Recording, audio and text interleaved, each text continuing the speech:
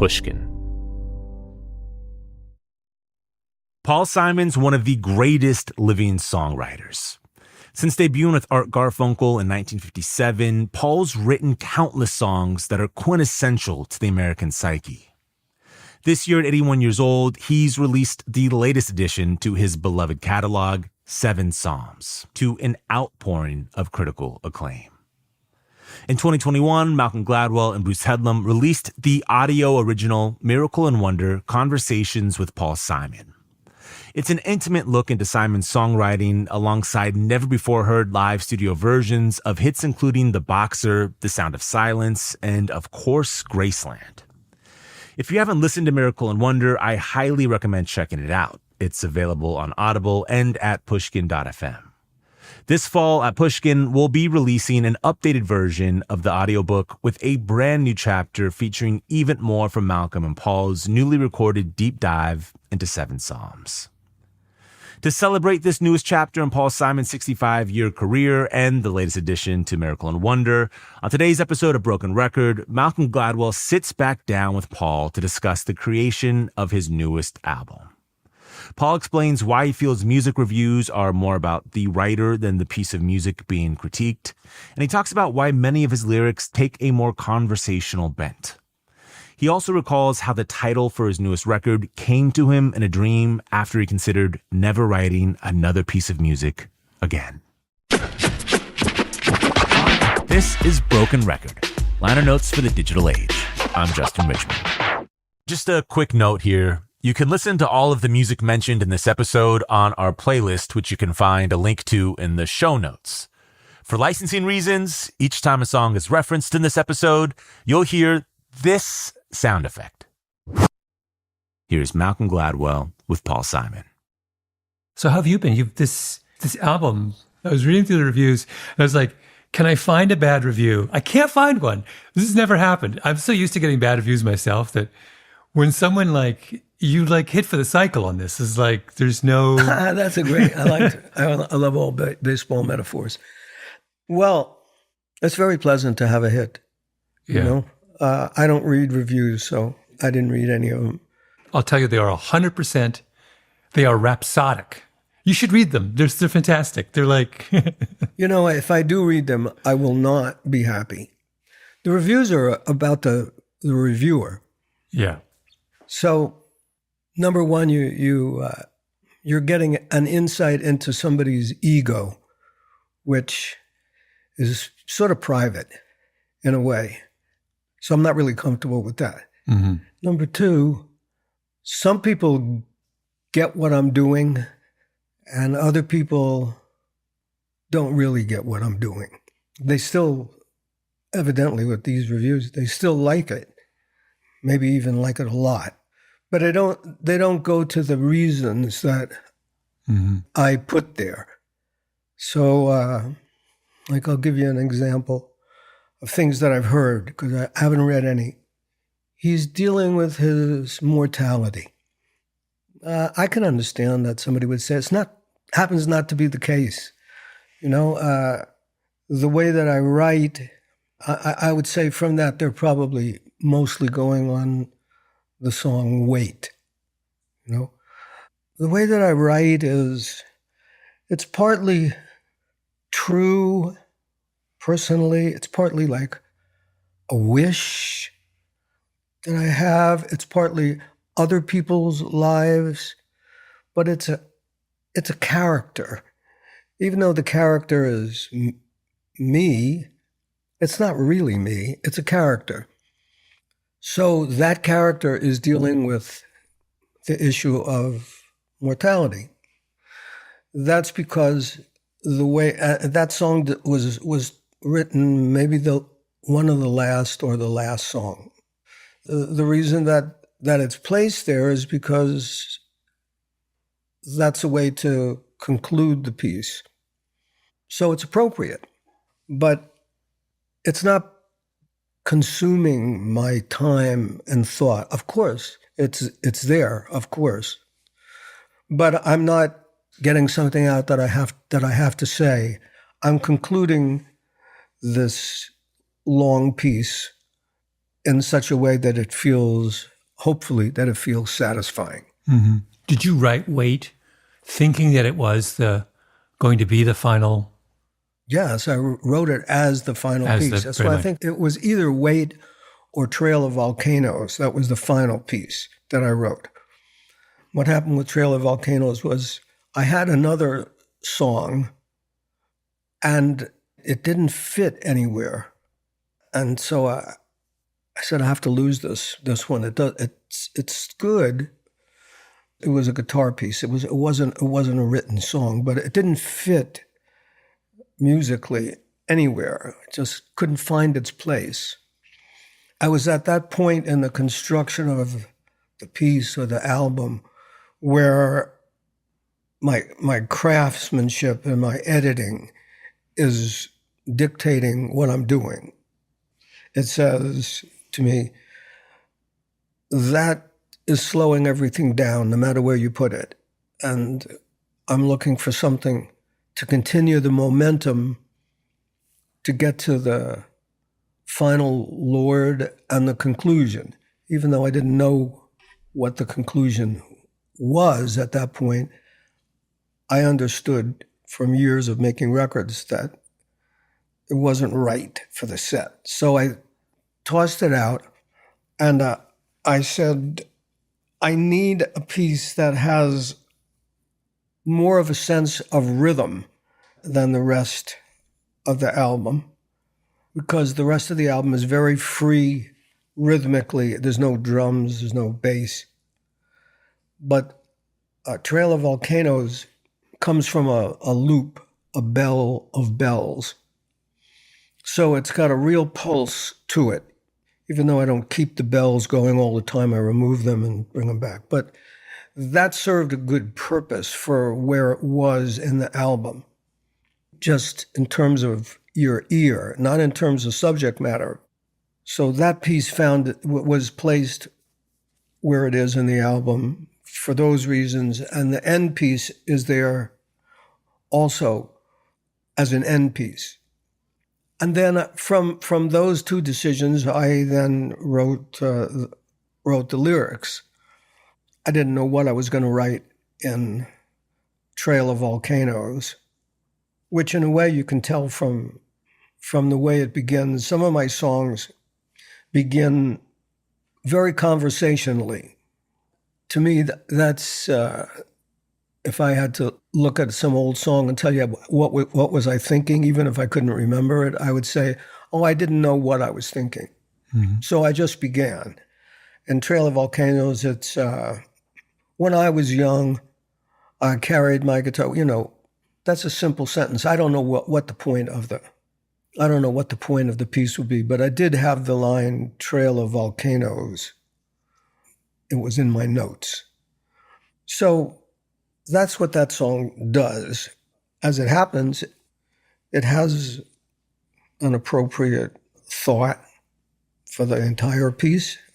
But as far as the ear goes, it's the repetitive rhythm that gives the ear a sense of, I don't know, hopefully it gives it a pleasure after things have been sort of floating and not exactly arrhythmic, but not with a tight rhythm. Here's a loop. And Wait becomes, after these 6 songs, what subject would I be on? And someone I played it for at that early stage said, having heard the first 6, and I just had the track for the 7th, said, hearing these first 6, I just feel like I really don't want to die. And there was the subject of Wait. So anyway, back to reviews and critics. That's how that came about. Mm-hmm. But if you were writing and saying, well, mortality is on his mind, it's not wrong to say that, but I'm not interested in it as a thought because it's not actually what I was thinking. What I was thinking was sort of mundane compared to the idea of me contemplating my mortality. Mm-hmm. I was constructing a piece. Yeah. To go back a little bit, I was curious. The last record you had made prior to this was 2016. So this is the longest break you took between writing music, New songs. in your life. Yeah, it probably was. When I stopped performing and said I'm going to stop, which I think was in 2018, Yeah. one of my thoughts was, well, first of all, I thought this show that I'm doing, I've really taken it as far as I can take it in terms of rethinking songs and arrangements and anything that I did to that show as it then existed, it really would be in the danger zone of being rococo, it'd just be adding little things, and because I thought it's really right now.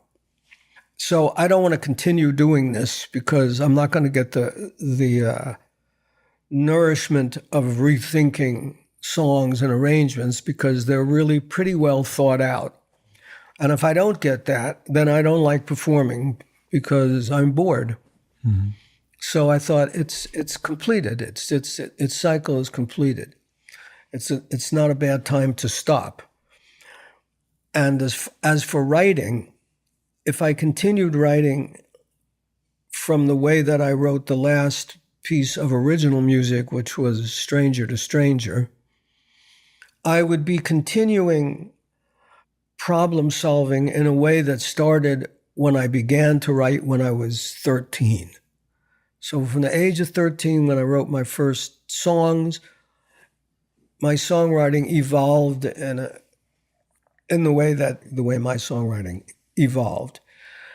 So if I think of it as problem solving, I would continue problem solving in the same way. And from that, this is my internal conversation, I said, so I can make an album that's as good as Stranger to Stranger again. And I thought that album was good. But I'm not really enticed to do that. So I'll just not do it. I'll just stop. And if I want to find something that's challenging and that's new for me, the way to do that is to shut everything down and begin again. That was my thought. I didn't then start to work on anything because time went by, and then I had this dream that said, oh, you're writing 7 Psalms, or you should be writing 7 Psalms. So I began, whether it was subconsciously or not, I don't know, but I began to start from scratch again. Picked up a guitar and wrote guitar pieces and, got more in thinking about how I played guitar, and just I went back to what was the simplest way, and I started to build from there. After about a year of writing guitar pieces, words started to come also from dreams, which is unusual for me. I mean, it's happened in the past that I've thought of a line or two, but that's not usually the way I write. This was unusual. Do you remember? Can you even play for me the first little bit of music that got you going on this? Yeah, the first thing that I did was to play the first song. You begin with the guitar part, write the lyrics, and then adapt. Then you start to and fiddle. You write something that's just comes to you for reasons that you can't explain, and you start to think of what you might say over that. And when you find what you want to say, you modify the accompaniment so that it fits. Then it becomes a symmetrical pattern, and that pattern is repeated throughout. Every time the Lord section comes, that pattern is repeated. We're going to take a quick break and then come back with more from Malcolm Gladwell and Paul Simon. We're back with more from Malcolm Gladwell and Paul Simon. Can you give me another example from of the kind of loop between the music and the lyrics that you were working on with the... Yeah, the process for me is a thought that comes from some place that I don't know. Just 1 second it's not there, the next second it's there. And with that piece of information, it then gets put into the pile of potentially to be edited, that pile. And the words start to come, and as if you were sculpting a piece of wood or stone, you slice away and chip away to find the right shape. And in the case of the Seven Psalms album, because it's really a voice and guitar, even though there are a lot of other instruments augmenting the sound of the guitar, essentially what you're hearing is a voice and a guitar, which means that particular attention has to be paid to what the guitar is playing and the dynamics of the guitar, the volume of, how loud, how soft it gets. And because it's an acoustic guitar, just the way you play it automatically has, the nature of it is that some notes are going to be louder than others because of the way the guitar is built and just acoustics. So one of the things that happened in Seven Psalms that was different from the other albums is that I really paid a lot of attention to making the notes, the individual notes of a piece, be balanced and have a dynamic to them. So if one note stuck out in a way I didn't want, I could lower it in Pro Tools. Or the opposite. If it was too soft and I needed it to punch more, I could raise it. So one of the things that's unique about Seven Psalms for me is that I'm treating the guitar as an entire orchestra. I use the rhythm of it. So, because it's just a guitar and a voice, I'm paying a lot of attention to what's going on with the guitar. And from that, I'm adding these other percussion instruments, mostly bells, but gongs. I can show you. Like here's a bell. I don't know why this is called an elephant bell, but so here it is.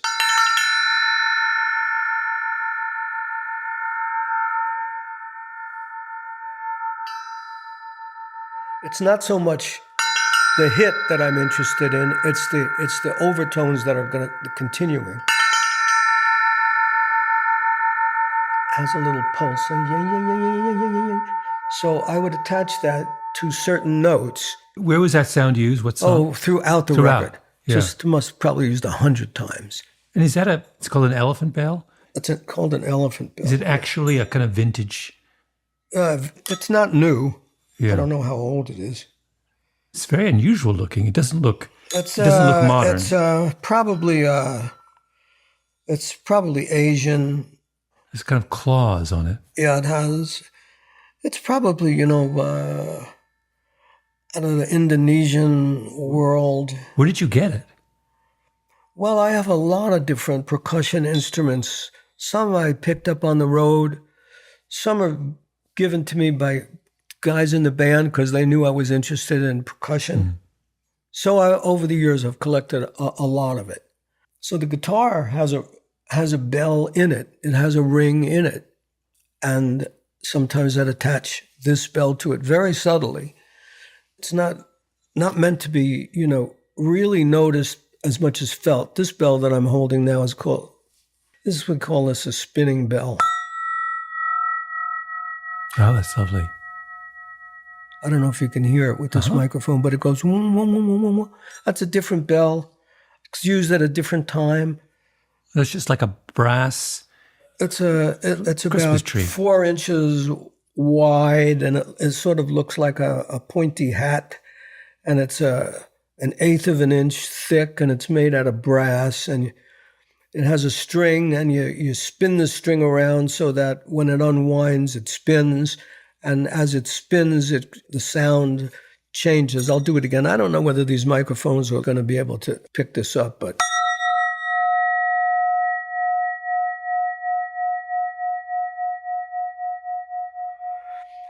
That's just one of 10 different sounds that I used. And for me, if you consider this record to be a spiritually oriented record, the spirituality is mostly expressed in the music, even though the words are on the same subject, but the unspoken, the silent conversation, so to speak, well, the conversation without words is the deeper spirituality for me, because it's some expression of something that I hear and feel without words. So going back to reviews, if you're not focused on that aspect, and most reviewers are not going to focus on that because most reviewers are writers, and so they focus on words. Some reviewers are musicians as well, and they hear these other things. When I was mixing the record, I played this for a musician friend of mine who happened to be in another adjacent studio. And he said, I like to listen to it at home. And then when he saw me the next day, he said, I kept thinking to myself, did I just hear, I thought I heard a glimmer of... And then I wasn't sure. I kept thinking throughout the record, did I just hear that sound that I imagined, or did I? That's exactly what I wanted. Who was the musician? It was Chris Thiele, who was a brilliant mandolin player. Mm-hmm. And he was hearing one of those percussion notes that he was hearing that, or it could have been any number of things, because there are so many subtle sounds used throughout this piece, so many. Mm-hmm. But the way I was hearing and the way he heard it was as if the sound stretched all the way to a horizon, and I could just about make out what the sound was in the farthest place away. So that's a very deep, not deep, intellectually or spiritually, but it has a deep visual perspective to sound. It goes way back. And it makes the guitar, this simple acoustic guitar, sound bigger. Anyway, that's what I'm trying to do. Mm-hmm. But wait, Paul, that was a review that you liked. I mean, effectively, he was a reviewer, and you liked what he had to... It's like, conceptually. Yeah, because what he said was exactly what I hoped for. His interest was really piqued, but he wasn't sure whether his interest was meant to be piqued or whether he imagined it. Well, that's great, because now you're really interested. Did I hear that? I loved his question. Did I hear that? Well, of course, the answer is yes, you did. And when you become aware that there's an entire conversation going on way in the background that's related to what's going on in the foreground with guitar and voice, then for me, as the composer, it's much more interesting. Mm-hmm. But that doesn't mean that when people listen to this record that they have to be aware of that. Most people, they're not supposed to be aware of it. It's just supposed to be pleasurable. You're just supposed to say, I really like that. Mm-hmm. Why? I don't know. I just liked it. That's fine. That's how most people hear musicians say, what was that sound? Because they're trained to do that. Yeah. Well, in this case, I was going to talk about the good problem is that the lyrics are so good that you get distracted.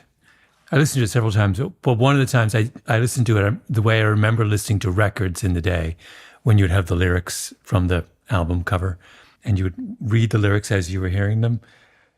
And you do that, in one of your first or your second listens, just so you can kind of locate everything. Right. And I was doing that. I was doing this yesterday.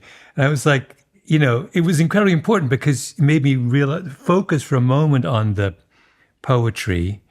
And I was going to talk about this because I think the writing here is some of the best you've ever done. It's exquisite. And I say this now I'm responding as a writer, because I'm a writer.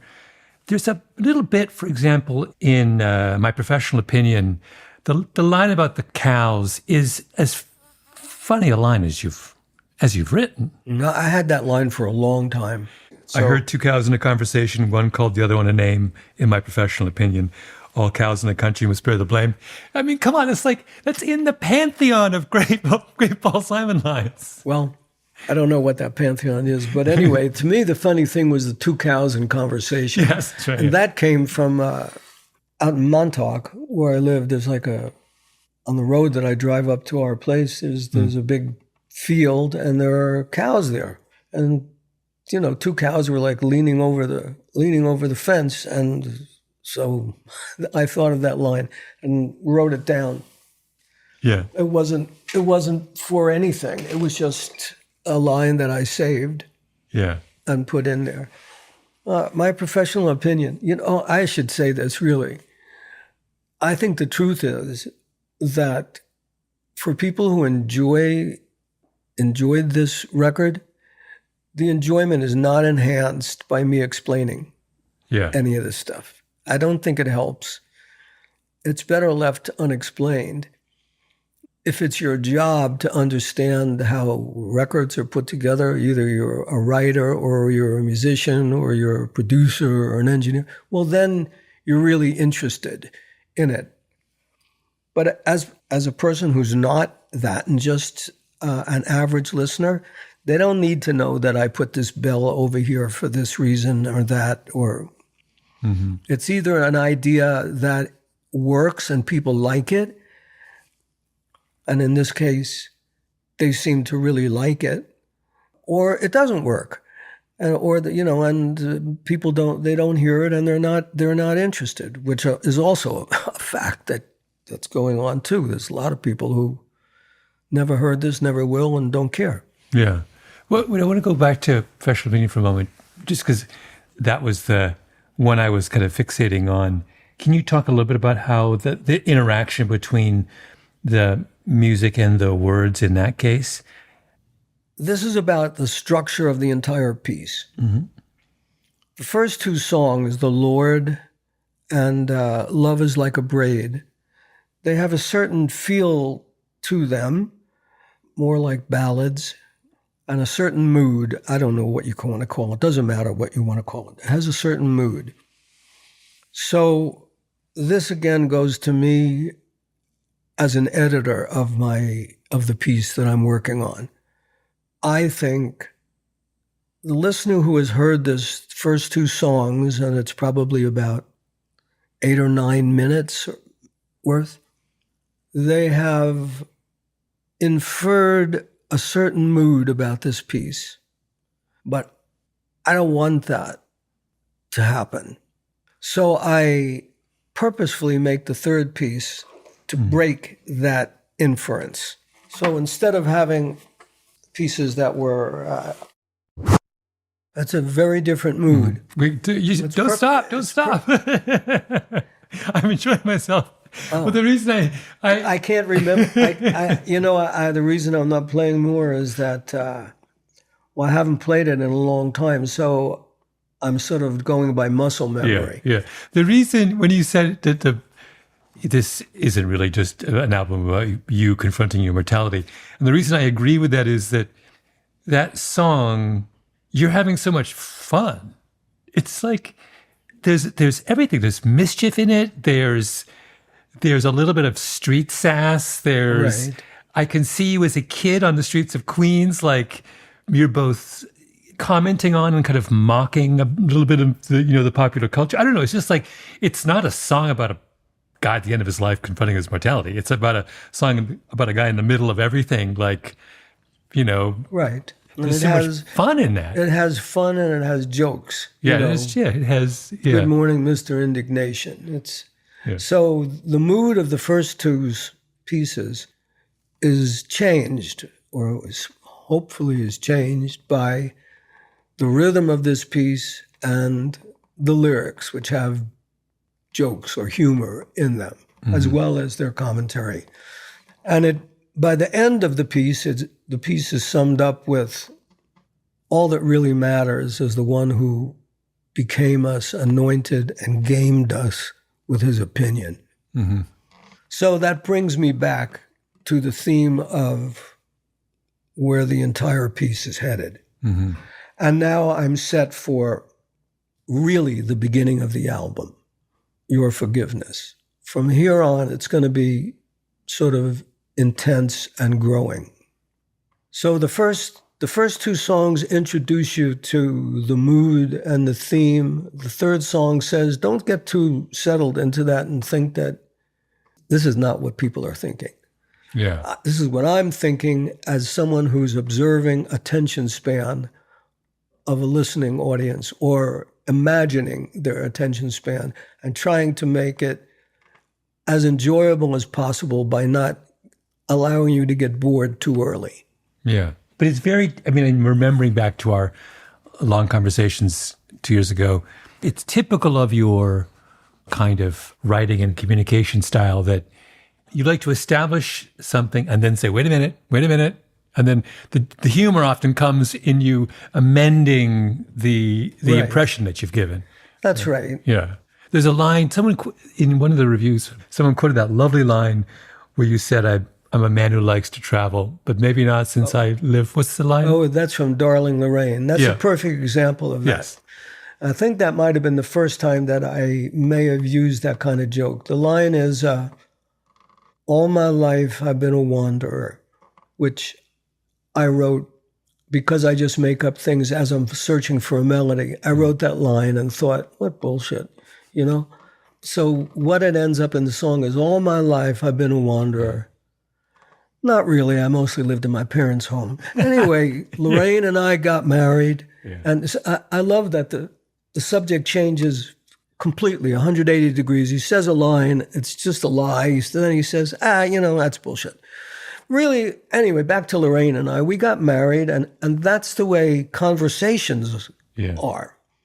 We don't just talk on one straight subject. We do this, and then there's an interruption, and we go over here. We say, oh, that reminds me, I have to pick up my clothes at the cleaners, or a funny thing that somebody said.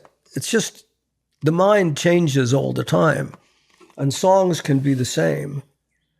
And when they are, it doesn't upset the listener, I don't think. We have to pause for another quick break, and then we'll come back with more from Malcolm Gladwell and Paul Simon. We're back with the rest of Malcolm Gladwell's conversation with Paul Simon.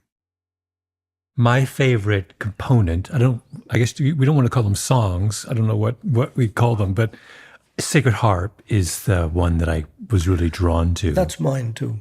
I wanted to talk about that one because it has, on the writing front, there's that one little bit about when the kids get in the car and they say they would have mowed us down. I have it written down here. And then we talk about the boy, about he doesn't talk much anymore, just to the voices inside his head. The boy just gazed down at the floor and nodded once or twice at what she said. That little section that begins with her voice was a blend of regional perfumes. We have no destination. It's another one of those things where I was like, this is as beautiful and perfect a lyrical section as you've ever done. It's like, thank you. It's an entire scene in a brilliant, moving, powerful scene in 4 lines. Well, yeah, I could use you as my reviewer. You can review all my stuff. I'm happy to. But I don't know where that came from, her voice, a blend of regional perfume, but it sang perfectly. Mm-hmm. And it also had a description of... when you say it sang perfectly, what do you mean? It had the right syllables and the right sound to go with the melody that I wanted to sing. I didn't have to push or fit it in, or it was a natural flow of words, but they also were an interesting description that I think would be easily understood. You could imagine what that would be. And it also implies one thing about her as it's very womanly. Mm-hmm. And the other is that it feels Southern, too, to me. It's like regional perfumes. I don't think of it as New York perfume. I think of it as Southern. Yeah. Backcountry Maine is not a perfumed accent. Yeah, it feels like it's Texas. Yeah. Which is where it was set in my mind. You wrote that lyric here. Yeah.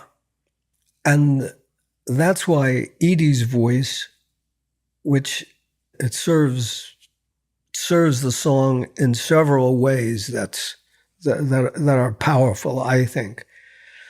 First of all, you're not expecting to hear another voice come in on the record that has only been me and the guitars so far. So it's a surprise. And Edie is from Texas, and she sings great no matter what she does. She's one of those people that's, has perfect pitch and sings in tune all the time. It's very enviable.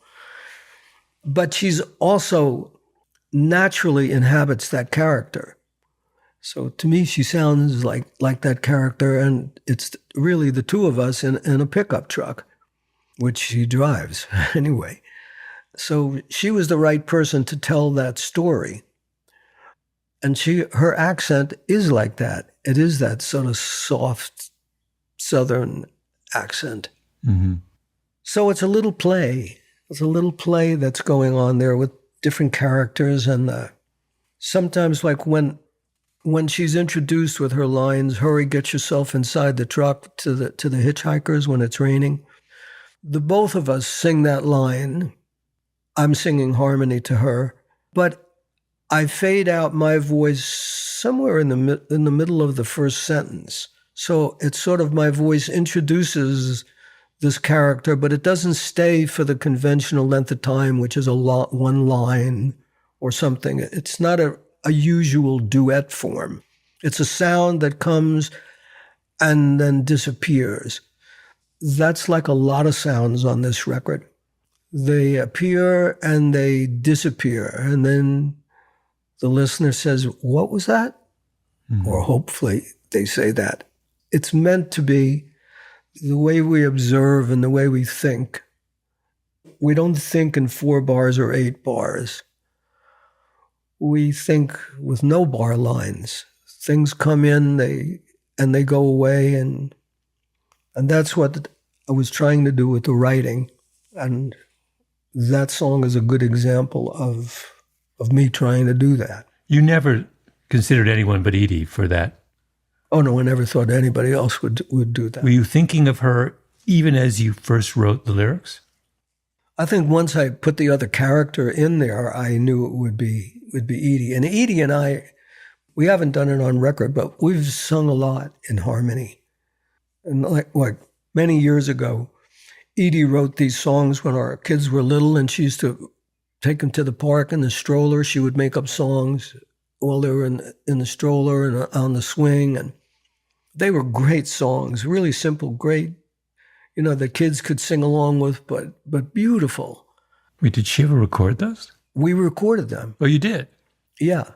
So I know that we sing well together. We have a very good blend. So Edie was always that character. And then in Wait, she also fits that character. It's another character, that voice that comes in. It was like sort of angelic, and it also fits Edie's voice because it's a voice that can go in a lot of places. Her natural inclination is to be a little bit bluesy. She her notes sort of fall off, and yeah. But in this case, she's just singing in this voice that's, I don't know who that voice is.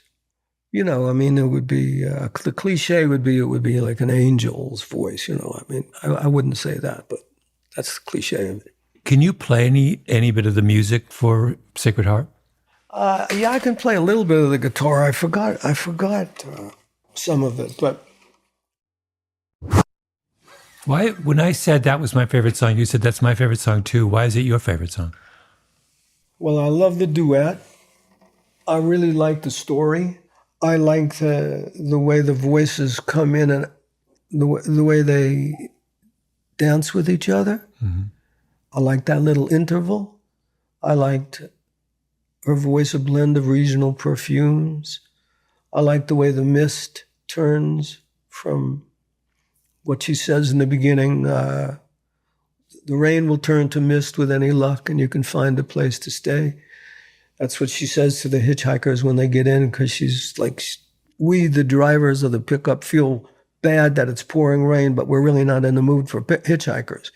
So it's like, come on in, but we're not going far, so we're telling you now it's not a long ride. It's the rain will stop. You can go and find a place to stay. Mm-hmm. At the end of the story, it's the ringing strings, the thought that God turns music into bliss. We left the pickup in the driveway. The moon appeared as amber in the mist, so that the mist becomes another meaning from the first time it's used. Things like that, as a songwriter, are satisfying because it came together. Mm-hmm. I'm always trying to make it come together, but it doesn't happen all the time. The emotional range in that song is what was what you're alluding to now, but that's what drew me. We have the generosity mixed with reluctance, which is one kind of emotion. We meet these two people and they're broken. These kids, they're like on the run. That's right.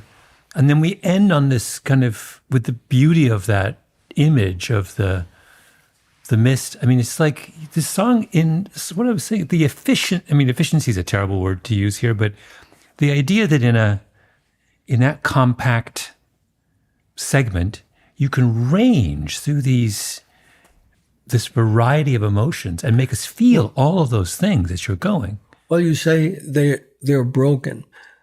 They appear to be broken. My boy and me, we're refugees of sorts from my hometown. They don't like different there. They would have mowed us down, like weeds. Mm-hmm. So they seem like they're broken. He doesn't talk much anymore, just to the voices in his head. But really, they're seekers of spiritual bliss, the sacred harp that David played to make his songs of praise. We long to hear those strings that set his heart ablaze. They're the enlightened pair, really. Mm-hmm. It's an interesting story, I thought. Oh, it's gorgeous.